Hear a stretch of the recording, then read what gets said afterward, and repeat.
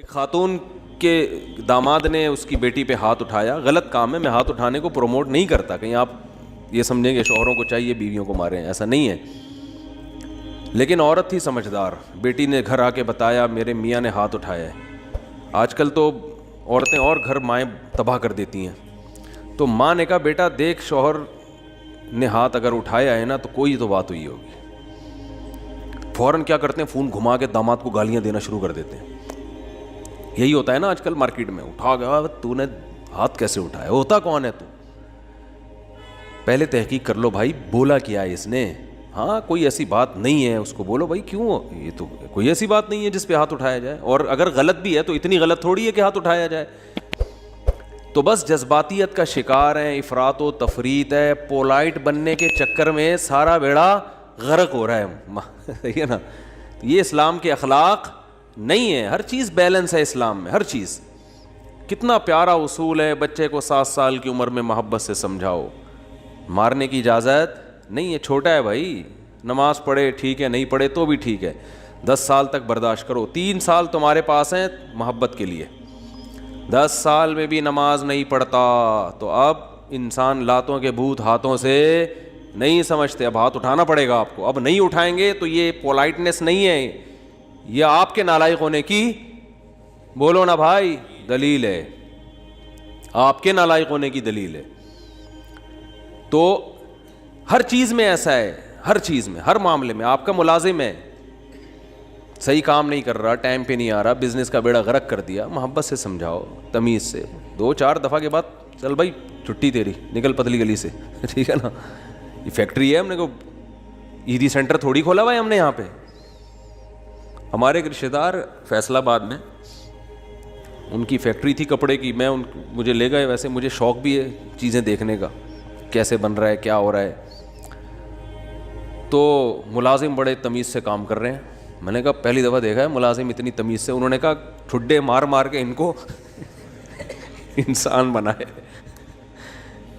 ٹھڈے مار مار کے کیا بنائے, کہہ رہے بیٹھے رہے, کہتے تھے جب آتا تھا سو رہے ہوتے تھے, کام ہی نہیں کرتے. دہاڑی پہ تو ایسے ہی ہوتا ہے نا, کمیشن پہ کام ٹھکا ٹھک ہوتا ہے, دہاڑیوں پہ کام ایسا ہی ہوتا ہے.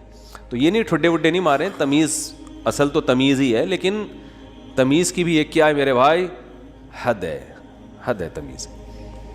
تو مسلمان چونکہ ہماری زندگیوں میں بیلنس ہی نہیں ہے. اصل تو اخلاق ہی ہیں, یاد رکھو. اصل کیا ہے, یہ نہیں کہ اصل سختی ہے. اصل کیا ہے, جو کام اخلاق سے ہوتا ہے وہ سختی سے نہیں ہوتا. اسلام نے اصل تو اخلاق سکھائے. آپ صلی اللہ علیہ وسلم نے فرمایا قیامت کے دن میرے سب سے قریب وہ ہوگا احسنہم اخلاقا, جس کے اخلاق سب سے اچھے ہوں گے. گالیاں ٹھڈے یہ کوئی تہذیب نہیں ہے. مار دھاڑ, گھروں میں چیخو پکار, گالیاں دے رہے ہیں رشتہ داروں کو, گالیاں بلب کے رشتہ داروں کو. بھائی کہ لائٹ اگر جا رہی ہے تو گالیاں دینے سے لائٹ تھوڑی آ جائے گی, ٹھیک ہے نا. نہ بلب کے رشتہ داروں کو گالیاں دینے سے لائٹ آئے گی, نہ بلب کو گالیاں دینے. آپ کی زبان کیا ہو جائے گی, خراب ہو جائے گی. تو اصل تو اخلاق ہی ہیں. حضرت انس ابن مالک رضی اللہ تعالی عنہ نے 10 سال نبی کی خدمت کی ہے, بچے تھے. فرماتے ہیں ایک دفعہ بھی ایسا نہیں ہوا کہ میں نے کوئی کام نہیں کیا اور آپ نے یہ پوچھا کیوں نہیں کیا, اور میں نے کوئی کام نہیں کرنا تھا اور کر دیا تو آپ نے یہ پوچھا ہو کہ کیوں کیا. بس جتنا کام کر دیا ٹھیک ہے, نہیں کیا تو بھی ٹھیک ہے. نبی صلی اللہ علیہ وسلم نے حضرت انس بن مالک کو ایک دفعہ کسی کام سے بھیجا. وہ بچے تھے, بجائے کام کرنے کے بچوں میں کھیلنے لگے جا کے. تو آپ صلی اللہ علیہ وسلم گئے, دیکھا بھائی کہاں ہیں, تو دیکھا وہ تو کھیل رہے ہیں. تو آپ صلی اللہ علیہ وسلم حضرت انس بن مالک کے پیچھے جا کے کھڑے ہو گئے. حضرت انس نے پیچھے مڑ کے دیکھا تو آپ صلی اللہ علیہ وسلم کھڑے ہوئے مسکرا رہے ہیں, کچھ بھی نہیں کہا. سمجھ رہے وجہ کیا ہے بھائی, یہ تو اپنی ان کی والدہ نے گفٹ دیا ہے نا خدمت کے لیے, تو اپنی مرضی سے خدمت کر رہے ہیں, اس میں سختی کیسی. ٹھیک ہے خدمت کر دی تو بھی, اور بچوں کے ساتھ تو ویسے بھی شریعت میں سختی نہیں ہے, بچوں کے ساتھ تو بہت نرمی ہے. میں تو وہ جو ٹھڈے مارنے کی بات کروں تو 30-35 سال کے تھے نا جو پڑے ہوئے ہیں. تو آپ صلی اللہ علیہ وسلم کے ہمیں سیرت میں سختی بھی ملتی ہے اور نرمی بھی. رحمت للعالمین, ایک ایتھیس نے اعتراض کیا یہ رحمت للعالمین ہے اور جناب گردنیں اڑانے کا حکم بھی دے رہے ہیں. یہ کیسے رحمت للعالمین ہے؟ بھائی رحمت للعالمین کا یہ مفہوم کہ کسی کو کچھ بھی نہ کہیں یہ رحمت نہیں ہے، یہ انسانیت کے لیے زحمت بن جائے گی یہ عادت تو، کیونکہ اس صفت کو فالو کرنا ممکن نہیں ہے۔ رحمت کا معنی ہر لحاظ سے جامع شخصیت ہیں آپ صلی اللہ علیہ وسلم۔ مشہور واقعہ کئی بار سنا چکا ہوں، دوبارہ سنا کے بس پھر آگے بڑھتا ہوں، کہ ایک شخص نبی صلی اللہ علیہ وسلم کی جاسوسی کر رہا تھا، گرفتار ہو گیا، تو آپ نے حکم دیا اس کی گردن اڑائی جائے۔ اب دیکھو گردن اڑانے کا حکم دینا بظاہر یہ رحمت کے خلاف ہے نا۔ ہم ہوتے ہم کہتے ہیں نہیں بھائی گردن کیوں اڑائی جائے، اسلام تو بہت وسیع مذہب ہے، ٹھیک ہے نا، اللہ بہت غفور رحیم ہے۔ آپ صلی اللہ علیہ وسلم نے حکم کیا دیا؟ گردن، کیونکہ نہیں اڑائی تو یہ اپنے ساتھیوں کے ساتھ ناانصافی ہوگی، کل دوبارہ جاسوسی کرے گا۔ ہمارے ساتھ پہلے اپنے لوگ ہیں، لیکن اس نے اپنی 6 بیٹیوں کا واسطہ دیا کہ میری 6 بیٹیاں ہیں، میں 6 بیٹیوں کا باپ ہوں، آئندہ نہیں کروں گا۔ آپ صلی اللہ علیہ وسلم کو اس پہ ترس آیا اور آپ نے اس کو چھوڑنے کا حکم دے دیا۔ دوبارہ گرفتار ہو گیا، دوبارہ کمبخت جاسوسی کر رہا تھا، پھر اس نے اپنی 6 بیٹیوں کا واسطہ دیا مجھے نہ مارے، میری 6 بیٹیاں ہیں۔ تو آپ نے کیا فرمایا؟ لا یلدغ المؤمن من جوہر مرتین، مسلمان ایک سوراخ سے 2 دفعہ نہیں ڈسا جاتا۔ حکم دیا اس کو مار دو، اس لیے کہ اس کی بیٹیوں کا خیال کریں یا اپنے ساتھیوں کا خیال کریں۔ کیسا بیلنس اس میں اصل بتا دیا کہ اصل رحمت ہے۔ ایک روایت میں آتا ہے تخلقوا باخلاق اللہ، اللہ کی صفات اختیار کرو۔ اللہ کی صفت کیا ہے؟ جود و سخاوت ہے اس میں۔ اللہ کیا ہے؟ غیرت والا ہے، تو ہمیں بھی اپنے اندر کیا پیدا کرنی ہے؟ غیرت۔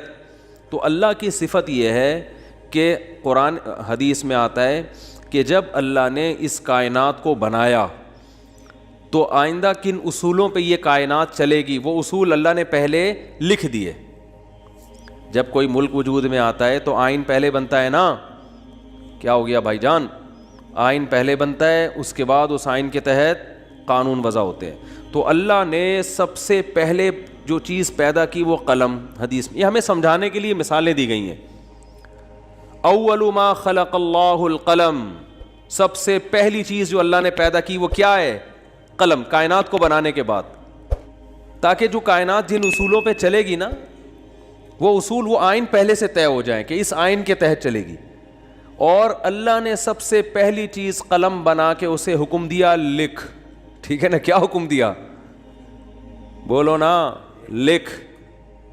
تو پہلا اصول لکھا سبقت رحمتی علی غضبی، میری رحمت میرے غصے پر غالب رہے گی۔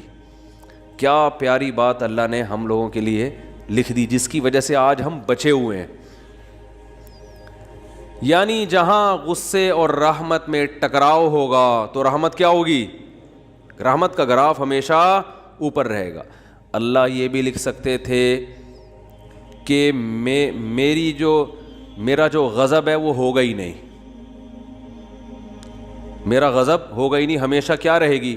رحمت ہی رحمت کے اصول پہ چلے گی، غضب نہیں ہوگا۔ تو پھر لوگ پیغمبروں کی نہیں مانتے۔ قوم عاد، قوم سمود تباہ نہ ہوتی، قوم لوط تباہ نہ ہوتی، فرعون سمندر میں غرق نہ ہوتا پانی میں، اور آگ میں نہ جلتا، اور جہنم نہ ہوتی، تو اللہ نے یہ نہیں لکھا کہ میرا غضب ہوگا ہی نہیں، بلکہ اللہ نے لکھا کہ غضب بھی ہوگا، رحمت بھی۔ لیکن رحمت اور غضب میں جب ٹکراؤ ہوگا نا تو رحمت کو کیا کروں گا؟ غالب کروں گا۔ جیسے کوئی گناہگار جب توبہ کرتا ہے تو اس کی توبہ کا تقاضا ہے کہ معاف کیا جائے، سابقہ گناہوں کا تقاضا ہے کہ معاف نہ کیا جائے۔ تو جب ٹکراؤ ہوگا تو رحمت کو اللہ کیا کر دیں گے؟ غالب کر دیں گے۔ رحمت کو اللہ ہمیشہ غالب کریں گے۔ تو یہی نبی صلی اللہ علیہ وسلم کی بھی صفت کہ جب رحمت اور غضب میں ٹکراؤ ہوتا تو آپ صلی اللہ علیہ وسلم کی صفت رحمت کیا ہوتی؟ ہمیشہ غالب ہوتی۔ اس کی بہت ساری مثالیں ہیں۔ مشرکین مکہ نے کتنا ستایا، جب مکہ فتح ہوا تو آپ نے فرمایا لا تثریب علیکم الیوم، سب کو معاف کر دیا، ضرورت نہیں ہے تلوار چلانے کی۔ بھائی اب ان کو قتل کر کے کیا ملے گا ہمیں؟ ضرورت نہیں ہے، جو اللہ نے ہمیں غلبہ دینا تھا وہ دے دیا ہے۔ تو نہیں تلوار چلائی آپ صلی اللہ علیہ وسلم نے۔ بلکہ مشرکین کے جو سردار تھے ان کو الگ سے عزت دی آپ صلی اللہ علیہ وسلم نے. لیکن جہاں یہ جو جاسوس پکڑا گیا تو اس میں بھی معافی مانگی, 6 بیٹیوں کا حوالہ دیا. جب 6 بیٹیوں کا حوالہ دیا تو بیٹیاں ہونا اس کی علامت ہے کہ باپ پہ کیا کیا جائے, رحم. بیٹیوں کا کون پوچھے گا بعد میں. جاسوس ہونا اس کا تقاضا کرتا ہے کہ گردن اڑائی جائے. تو یہاں بھی رحمت اور غضب کیا ہو رہے ہیں, بولو بھائی, ٹکرا رہے ہیں. اس لیے آپ صلی اللہ علیہ وسلم نے کیا حکم دیا, چھوڑ دو. بیٹیوں کا واسطہ دے رہا ہے. دوبارہ جب پکڑا گیا ہے تو اب بھی اگر چھوڑنے کا حکم دے دیا جاتا تو اس کا مطلب صفت غضب ہے ہی نہیں. اور یہ بہت خطرناک چیز ہے کہ آپ کے اندر غضب کی اور انتقام کی صفت ہی ختم ہو جائے, انتقام لیس ہو جائیں. اس کا مطلب آپ قوم کے لیڈر نہیں بن سکتے, آپ قوم کو گائیڈ نہیں کر سکتے, آپ قوم خود بھی ڈوبو گے, قوم کو بھی ڈبو دو گے, آپ برباد ہو جاؤ گے. تو میں یہ اتنی ڈیٹیل میں اس لیے بیان کر رہا ہوں کہ یہی چیز ہمیں بھی اپنانے کی ضرورت ہے. اصل پیار ہے, اصل محبت ہے, اصل رحمت ہے, اس کو غالب رکھنا ہے ہمیشہ. لیکن انتقام لیس بولو نہیں بن جانا, غضب لیس بولتے کیوں نہیں, کیا ہو گیا, نہیں بننا ہے. ایسا نہیں ہو جانا کہ اتنے میٹھے کے جو بھی چائے نگل لے کھا کے. تو یہ جو علماء پہ لوگ اعتراض کرتے ہیں وہ یوں نہیں کیا تو ان کو غصہ کیوں آ گیا, کھڑے کھڑے سنا کیوں دی, یہ تو بھائی آدمی ہے, روٹی کھائیں گے تو غصہ آئے گا. اور اگر اتنے میٹھے کہ جو بھی جو مرضی کرتا رہے غصہ ہی نہ آئے تو ایسا نہیں ہوتا. پیغمبروں کو نہیں غصہ آیا. حضرت موسیٰ علیہ السلام کلیم اللہ, صحیح ہے نا, ان کا جلال کیا تھا, مشہور تھا, کلیم اللہ تھے. کیسا جلال کے واقعات ہیں. حدیث میں آتا ہے کہ موت کا فرشتہ حضرت موسیٰ علیہ السلام کے پاس آیا انسانی شکل میں. حضرت موسیٰ نے پوچھا کیسے آنا ہوا, ٹھیک ہے, کہا موت کا فرشتہ ہوں, آپ کی روح قبض کرنے آیا ہوں.